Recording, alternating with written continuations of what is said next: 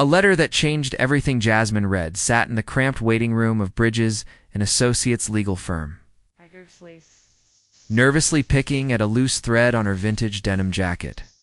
At 26, she had mastered the art of expecting disappointment. So when Mr. Harold Bridges called her name, she braced herself for another letdown. Miss Reed, thank you for coming. The elderly lawyer gestured to a leather chair that looked older than both of them combined. I have rather unusual news regarding your late great-aunt, Cordelia Blackstone. Jasmine blinked. I didn't know I had a great-aunt. As well, family situations can be complicated. Mr. Bridges adjusted his wire-rimmed glasses. Miss Blackstone passed away 3 months ago and left you her primary asset, a cafe called the Midnight Haven. Located in the historic district?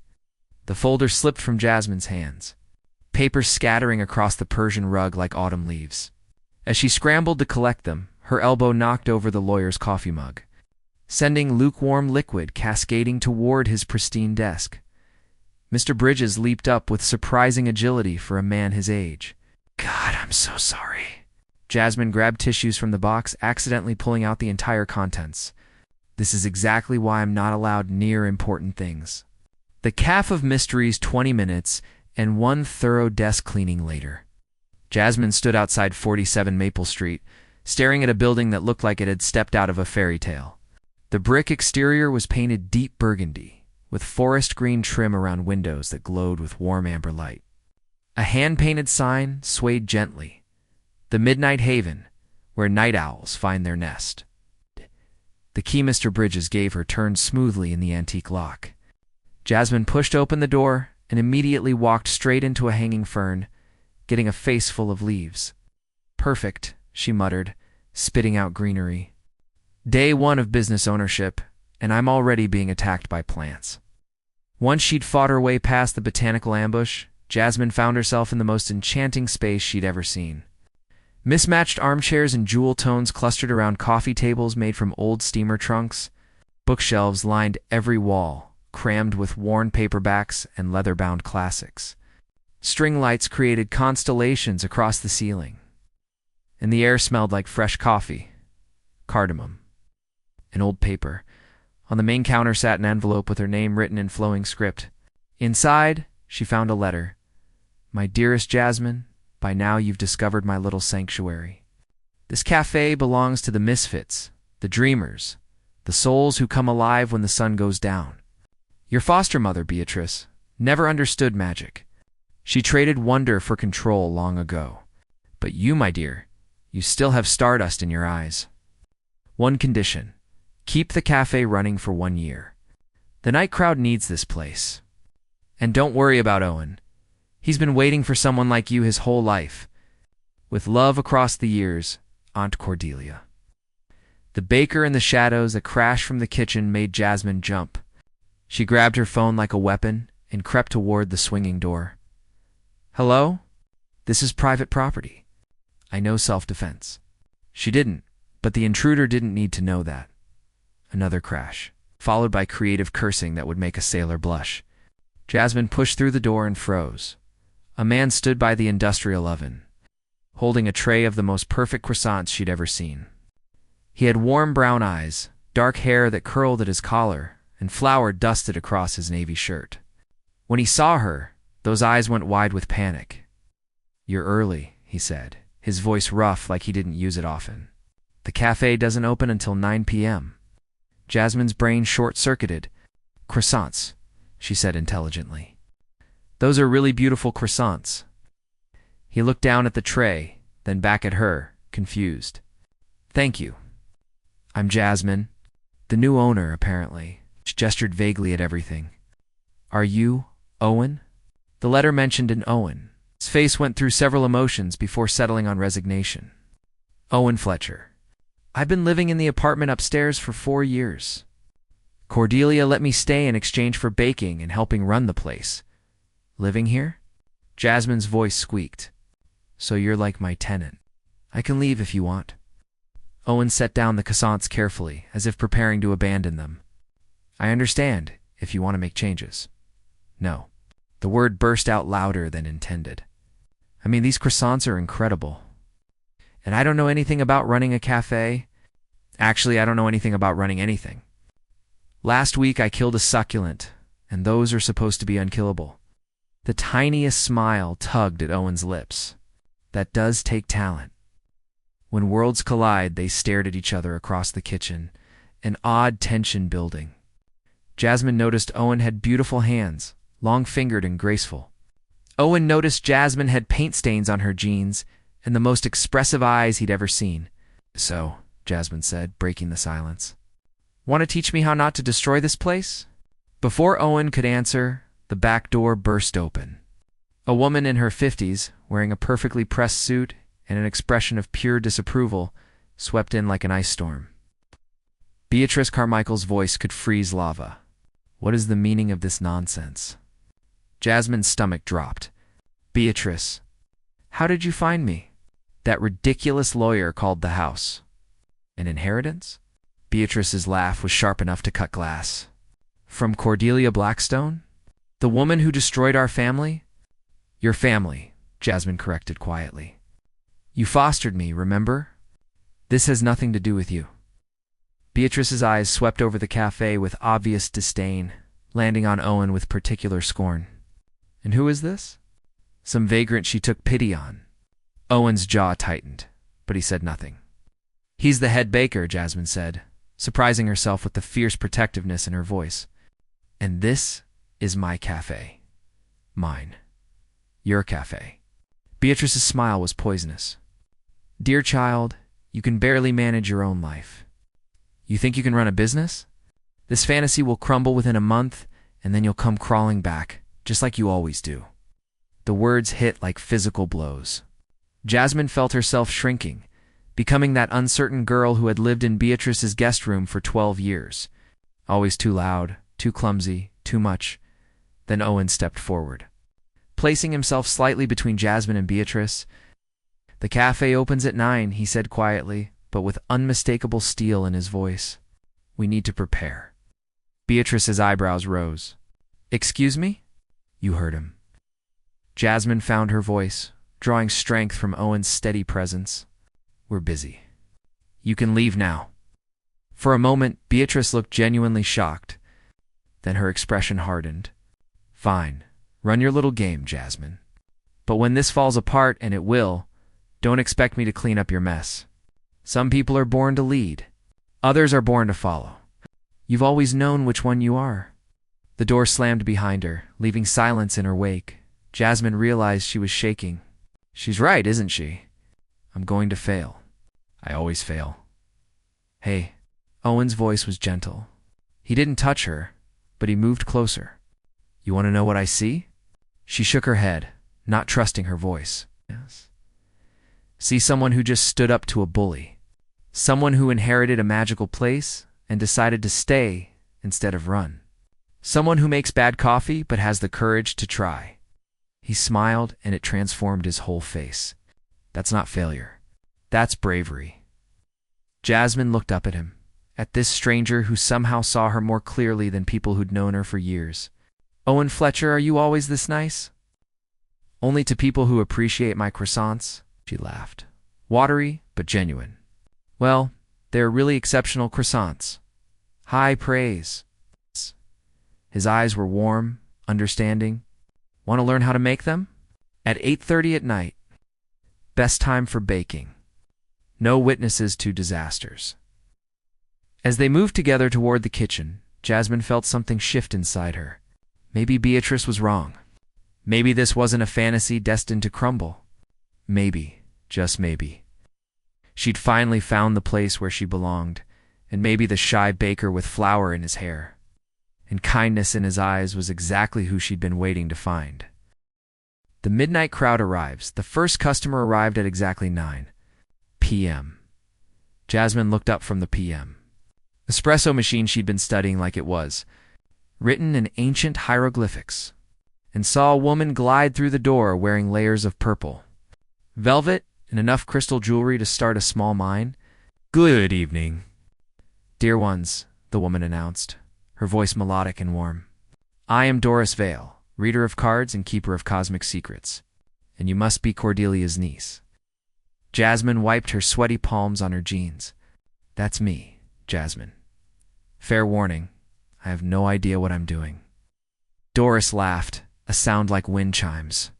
None of us do, darling. That's what makes life interesting.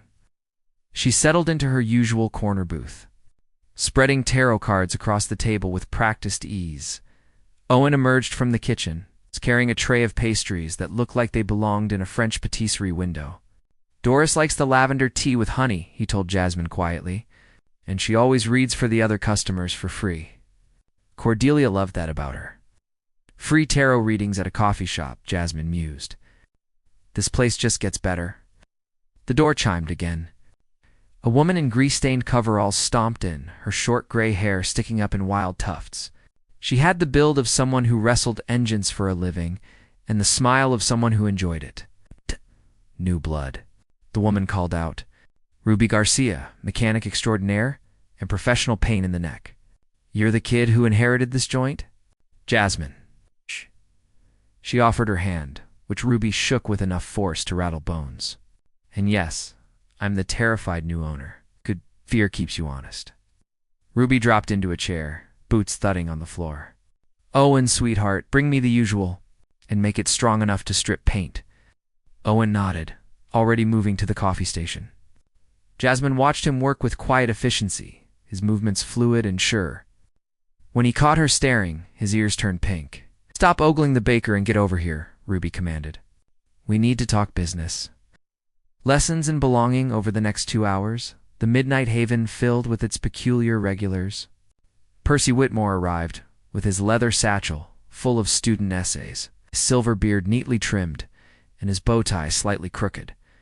Jade Kim bounced in with her guitar case covered in stickers. Her pink hair freshly dyed, and her energy infectious. Each person had a story. Each person had a reason for choosing nighttime over daylight. Percy had insomnia after his wife passed. Jade worked morning shifts at a diner and made music at night. Ruby's garage stayed open 24 hours for emergency repairs. Doris simply preferred the mystery of darkness. This place saved me, Percy told Jasmine, as she delivered his usual black coffee with a shot of amaretto. After Helen died, I couldn't sleep. The house was too quiet, too full of memories. I'd walk the streets at 3 a.m. like a ghost. Then I found Cordelia's cafe, and suddenly I wasn't alone anymore. Jasmine felt a lump form in her throat. She created something special here.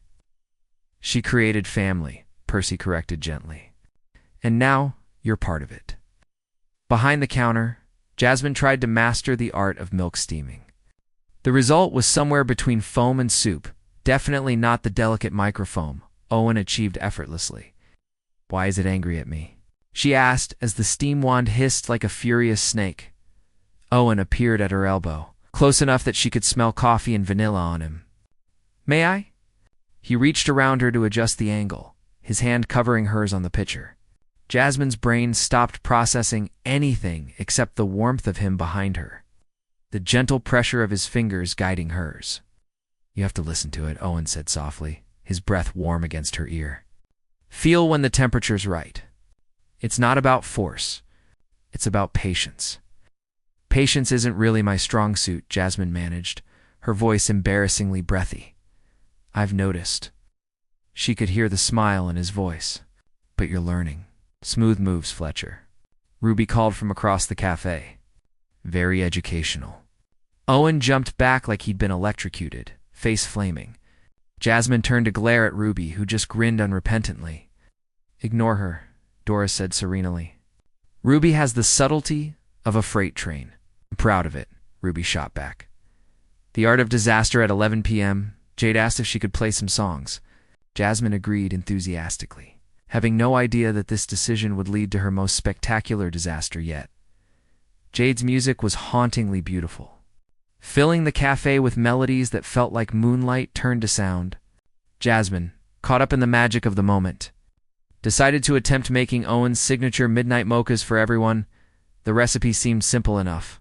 Espresso, chocolate, cream, a hint of cinnamon. What could go wrong? Approximately everything, as it turned out. The espresso machine chose that moment to rebel. Steam erupted like a small volcano.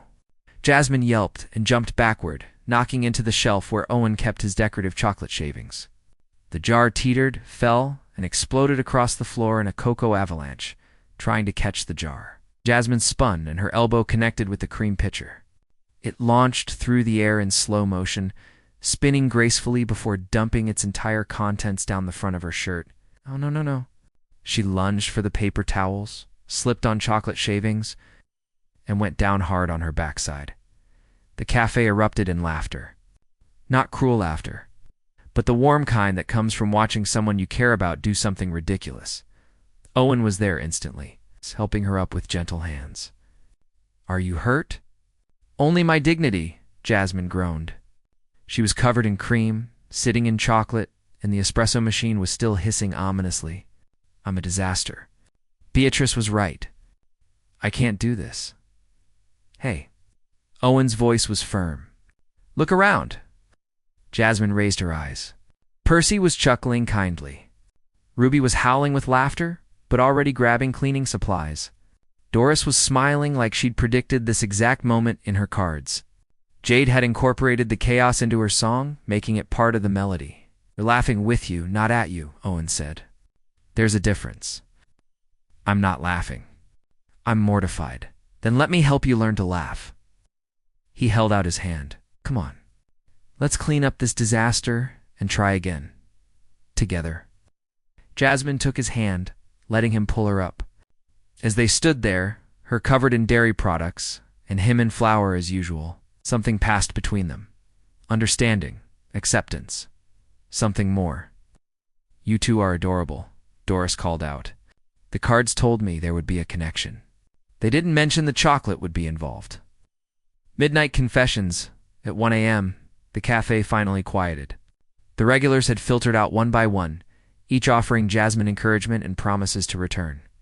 Now it was just her and Owen, cleaning up the wreckage of her ambitious mocha attempt. "I'm sorry," Jasmine said, scrubbing chocolate from the baseboards. "I keep making more work for you, I don't mind."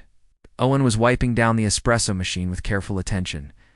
"It's nice having company. You've been alone here a lot, haven't you?" He was quiet for a moment. Cordelia was kind, but she was old. The last year, she mostly stayed upstairs. "I ran the cafe by myself. It was lonely." Jasmine sat back on her heels, studying him. "Tell me about you. The real you, not just the baker who makes perfect croissants." Owen's hands stilled on the machine. "There's not much to tell. I grew up in foster care, aged out at 18 with nowhere to go. I was sleeping in my car when Cordelia found me trying to stay warm outside her cafe. She offered me a job, a place to live, and the first kindness I'd known in years." Owen. Jasmine's heart broke for him. "Said I had gentle hands, that I could create beauty." He finally looked at Jasmine, vulnerability written across his face. "This place, these people, they're all I have. If you decide to sell or change things, I'll understand. But I'll miss it. I'll miss them." Jasmine stood, crossing to where he stood by the counter. "I'm not selling, and I'm not changing anything. Except maybe getting better at making coffee. You sure about that? Because earlier you created something I can only describe as caffeinated soup."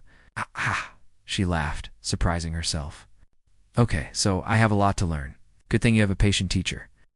Owen's smile was soft, genuine. They stood close in the dim cafe, surrounded by the lingering scent of coffee and chocolate. Jasmine noticed the way the string lights caught gold flecks in Owen's brown eyes.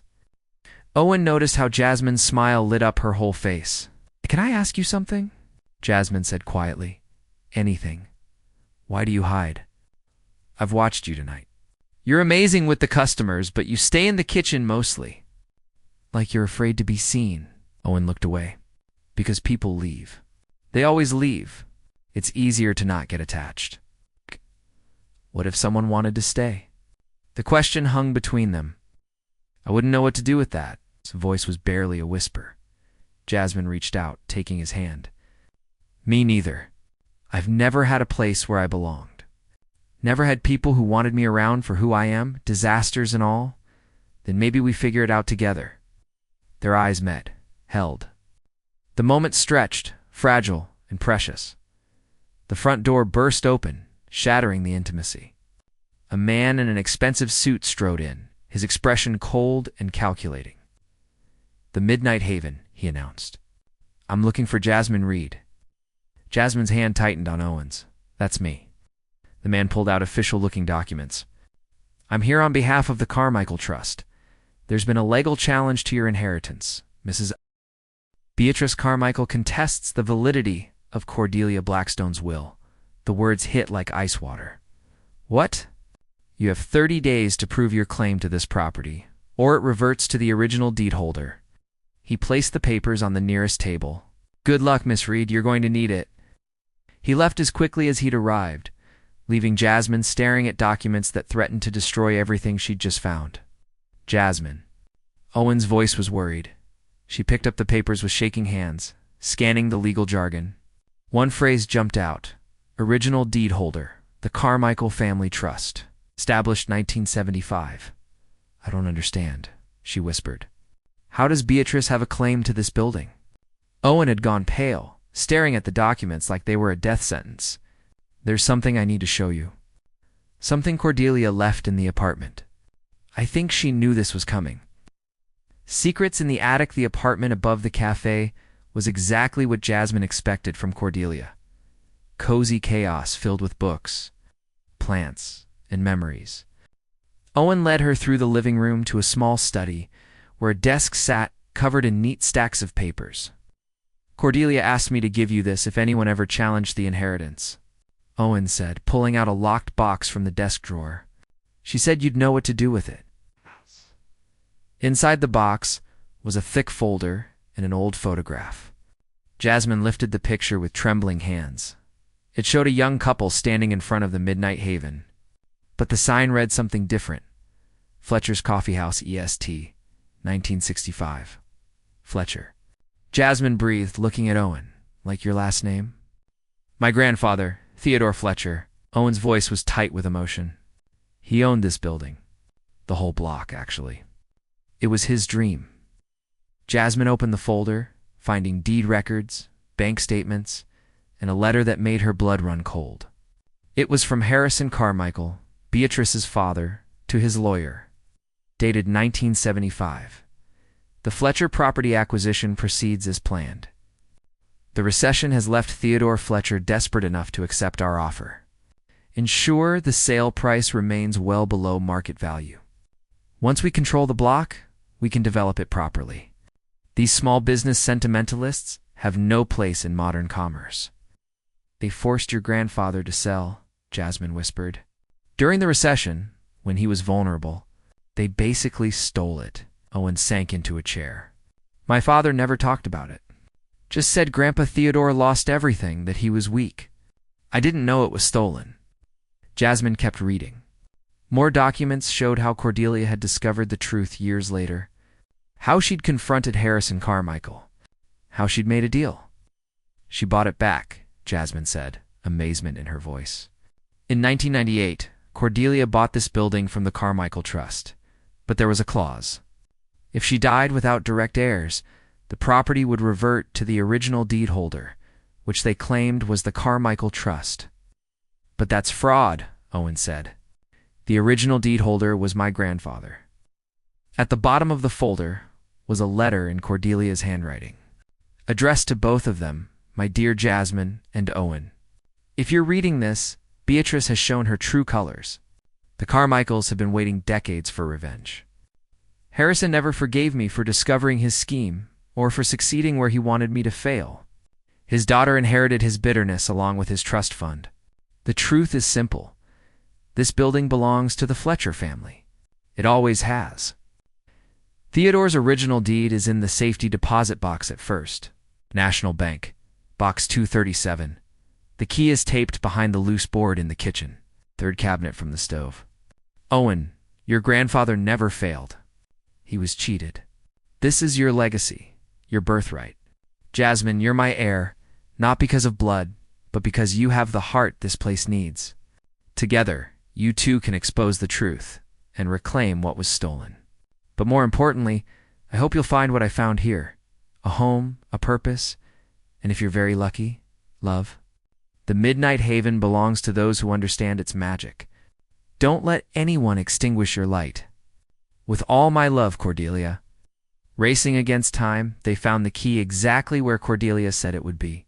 By 3 a.m., they were at Jasmine's apartment, spreading documents across her coffee table, trying to piece together their battle plan. "We need a lawyer," Jasmine said, pacing frantically. "Someone who specializes in property fraud." "With what money?" Owen asked gently. "Legal fees for something like this would be thousands." Jasmine stopped pacing, reality crashing over her. "You're right. We have 29 days and no resources." She slumped onto the couch. Beatrice wins again. "No." Owen's voice was firm. He moved to sit beside her. "We don't give up. Not on this. Not on us." Jasmine looked at him, hope and fear warring in her chest. Owen took her hands, his touch warm and steady. "I've been alone my whole life, Jasmine. Floating through foster homes, never belonging anywhere. Then Cordelia gave me a place. And now you've given me something I never thought I'd have." "What's that?" "A reason to fight. A reason to believe I deserve good things." His eyes were intense, honest. "You make me want to be brave. You make me think that maybe, just maybe, I'm worth sticking around for." Jasmine felt tears prick her eyes. "Owen Fletcher, you're worth everything. Don't you see that? Those people at the cafe, they love you." She stopped, scared to finish. "You what?" he whispered. "I'm falling for you, completely, terrifyingly. And it's only been 2 days, which is insane, but I can't help it." The words tumbled out. "You're kind and talented, and you see me as something other than a disaster. When I'm with you, I feel like I can do anything." Owen cupped her face gently. "You're not a disaster. You're extraordinary. And I've been falling for you since the moment you complimented my croissants." They both laughed, watery and emotional. Then Owen leaned in, and Jasmine met him halfway. The kiss was soft, tentative, perfect. It tasted like hope and coffee, and the promise of something beautiful. When they pulled apart, Jasmine was smiling through tears. "We're going to lose the cafe, aren't we?" "Maybe," Owen admitted. "But we're not losing each other. And we're not losing without a fight." The midnight rally the next evening, the Midnight Haven was packed. Word had spread through the night community about the legal challenge. Every regular had shown up, bringing friends. Jasmine stood behind the counter, overwhelmed by the sea of supportive faces. Ruby had brought her entire garage crew. Percy had rallied his fellow professors. Doris had contacted every spiritual practitioner in the city. Jade had posted on every musician's forum about the cafe that needed saving. "Listen up." Ruby's voice cut through the chatter. "Our cafe is under attack by some rich witch who thinks money means she can steal what isn't hers. What are we going to do about it?" "Fight back," someone yelled. "Damn right. But fighting means money. Legal fees aren't cheap." Ruby looked around. "So here's what I'm thinking. We throw the biggest fundraiser this city has ever seen. Music, art, food, fortune-telling, whatever talents we've got. We fill this place, and we show the world what the Midnight Haven means." "I can organize a concert," Jade offered immediately. "I know at least 20 musicians who'd play for free. I'll donate artwork for auction, called a painter Jasmine had never met. Free tarot readings all night," Doris added, "and I'll contact my network. We'll have psychics, mediums, and energy workers." Percy stood, dignified in his bow tie. "I'll arrange for my university colleagues to give late-night lectures. Philosophy under the stars, poetry slams, literary debates. We'll make it intellectual and accessible." The ideas flowed like coffee. A late-night art walk, vintage car show, indie film screening. Each person offering their unique gifts to save the place that had saved them. Jasmine felt overwhelmed by the love in the room. "I don't know what to say. You're all being so generous. You gave us a home," Percy said simply. "Cordelia started it, but you're continuing it. That's worth fighting for." Owen stepped up beside Jasmine, taking her hand in full view of everyone. "No more hiding. we have something else to share. The legal documents prove the building was stolen from my grandfather. If we can get the original deed from the safety deposit box, we can prove the Carmichael claim is fraudulent. But we need a lawyer to file the motion, Jasmine added. And we need one fast. A woman in the back stood up. She was young, wearing jeans and a band t-shirt, her hair in a messy bun. I'm Christine Wu. I'm a third-year law student at the university. This is exactly the kind of case my property law professor loves. The dramatic David versus Goliath kind. Let me talk to him. He might take it pro bono just for the publicity. Hope surged through Jasmine. Really? You'd do that? This cafe gave me a quiet place to study when my roommates were too loud. Gave me coffee and kindness when I was drowning in student loans and stress. Christine smiled. Consider it payment for all those free refills. The truth comes out, the fundraiser happened 3 days later, a Friday night that started at 9 p.m. and would run until dawn. The Midnight Haven had never been so alive. Jade's band played on a makeshift stage. Artists displayed work on every available wall. Doris held court in the corner, reading cards with uncanny accuracy. The line for Owen's pastries stretched out the door. Jasmine worked the crowd, thanking people, serving coffee, and trying not to cry at the generosity surrounding her at midnight. Beatrice Carmichael arrived. She swept in like a cold front. Her designer suit impeccable, her expression disdainful. The music stuttered to a halt. Conversations died. How touching, Beatrice said, her voice dripping with false sweetness. A little party before you lose everything. Jasmine stepped forward, and this time she wasn't afraid. We're not losing anything, Beatrice. We know the truth. About your father, about Theodore Fletcher, about how your family stole this building. Beatrice's smile never wavered, but something flickered in her eyes. Careful, dear. Slander is a serious accusation. It's not slander if it's true. Owen appeared at Jasmine's side, holding a folder. We have the documents. Your father's letter to his lawyer, bragging about cheating my grandfather. The original deed proving Theodore Fletcher was the rightful owner. Bank records showing the sale price was criminal. You have nothing, Beatrice hissed. We have everything. Christine Wu stepped forward, professional despite her casual clothes, including a property law professor who's fascinated by historical fraud cases. He's filing a motion Monday morning. For the first time, Beatrice looked uncertain. This building has been in my family's trust for decades. No, Jasmine said firmly. It was stolen from the Fletcher family, briefly housed in your corrupt trust, and then purchased legally by my great-aunt Cordelia, who left it to me. Your claim is fraudulent, and you know it.